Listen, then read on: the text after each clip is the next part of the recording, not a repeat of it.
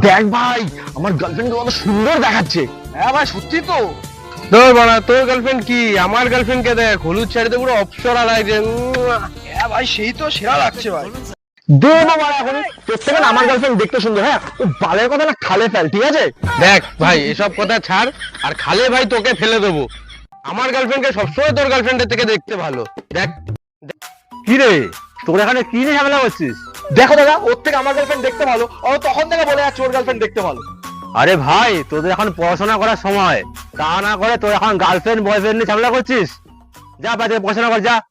অত লেকচার বেরো না, ঠিক আছে? দেখতে হলে দেখো, নাহলে ফোটো এখান থেকে। কই দে দেখি দে, যা গিয়ে দেখা। এই যে দেখো দাদা, দেখো। কই দেখি। আরে এটা বোন। এই বাড়া গান বেরিয়েছে বাড়া।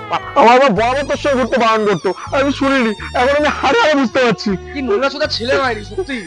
লাস্টে দাদার বোনের সঙ্গে তুই প্রেম করলি? হ্যাঁ, বাজেট ছেড়ে। আমারটা দেখো বাবা, আমারটা দেখো। দেখো দেখো দেখো, কই দে দেখি। এ তোমার বউ?